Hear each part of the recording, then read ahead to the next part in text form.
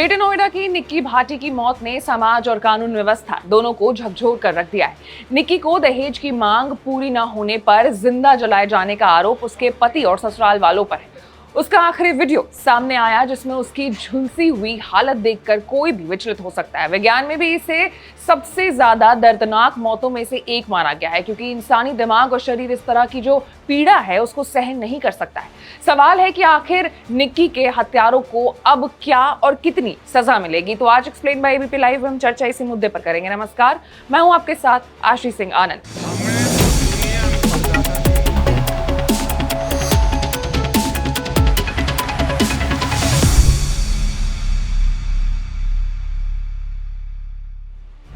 दरअसल 22 अगस्त को दर्ज रिपोर्ट के बाद कासना पुलिस ने निक्की के पति विपिन और उसके परिजनों के खिलाफ भारतीय न्याय संहिता की धाराओं में 103(1), 115(2) और 61(2) के तहत मामला दर्ज किया है। धारा 103(a) का मतलब यह है कि अगर कोई व्यक्ति जानबूझकर हत्या करता है तो उसे मृत्युदंड या आजीवन कारावास और जुर्माने की सजा दी जा सकती है। धारा 115(2) यानी जानबूझकर चोट पहुंचाने पर 1 साल की कैद, 10,000 रुपए जुर्माना या दोनों हो सकता है। धारा 61(2) यानी जब 2 या अधिक लोग मिलकर अपराध करते हैं या साजिश रचते हैं तो अपराध की गंभीरता के आधार पर जेल, जुर्माना या दोनों की सजा तय होती है। इन धाराओं के तहत आरोपियों को कम से कम 7 साल से लेकर के उम्र कैद तक की सजा हो सकती है। सुप्रीम कोर्ट के वरिष्ठ वकील अश्विनी दुबे का कहना है कि फिलहाल मामला हत्या का दर्ज हुआ है, लेकिन परिवार और मीडिया रिपोर्ट्स के मुताबिक निक्की की हत्या 36 लाख रुपए की मांग पूरी न होने के कारण हुई है।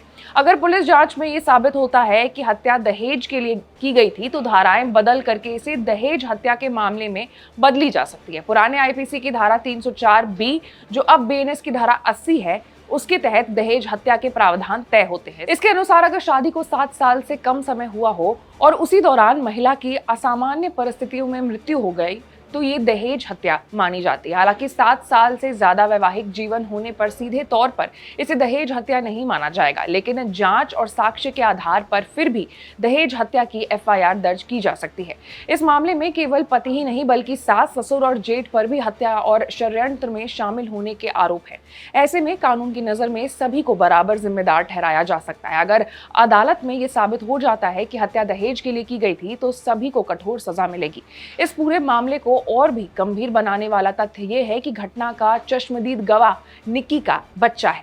बच्चे का बयान पुलिस और अदालत के लिए बेहद महत्वपूर्ण साबित हो सकता है। भारतीय न्याय व्यवस्था में ऐसे मामलों में बच्चों के बयान को भी सबूत के तौर पर महत्व दिया जाता है, खासकर तब जब बाकी के जो सबूत है वो आपस में मेल खाते हैं। अब सवाल है कि दहेज प्रथा को लेकर के भारत में कानून कब बना। तो भारत में दहेज को लेकर के दहेज प्रतिषेध अधिनियम 1961 बना था, जो कि 1 जुलाई 1961 को लागू किया गया था। यह अधिनियम बताता है कि दहेज लेना या देना एक दंडनीय अपराध है और इसे रोकना बहुत जरूरी है। दहेज विरोधी कानून को मजबूत करने और किसी महिला के पति या उसके परिवार द्वारा की जाने वाली क्रूरता से निपटने के लिए 1983 में नए प्रावधान जोड़े गए, जैसे भारतीय दंड संहिता यानी आईपीसी की धारा 498(a) और आपराधिक प्रक्रिया संहिता की धारा 198(a). दहेज उत्पीड़न का सामना करने वाली महिलाओं को अतिरिक्त सुरक्षा प्रदान करने के लिए 2005 में घरेलू हिंसा से महिला संरक्षण अधिनियम लागू किया गया था। भारत में दहेज को रोकने के लिए कानून में कई सख्त धाराएं जोड़ी गई हैं।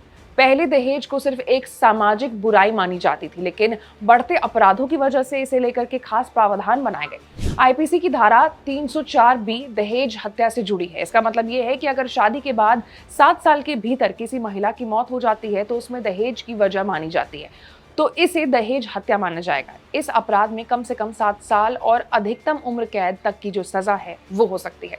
निक्की भाटी की मौत एक बार फिर ये सवाल खड़ा करती है कि समाज में दहेज प्रथा कब तक खत्म होगी और महिलाएं कब सुरक्षित महसूस करेंगी। वर्तमान कानून सख्त है, लेकिन उसका सही और कठोर उपयोग होना जरूरी है। अगर अदालत में ये साबित हो जाता है कि निक्की को दहेज के लिए जिंदा जलाया गया तो उसके पति और ससुराल वालों को कठोर से कठोर सजा मिल सकती है, जो दूसरों के लिए एक सबक बनेगी। अब इस पूरे मामले पर आपकी क्या राय है, आप कमेंट्स में जरूर बताइएगा।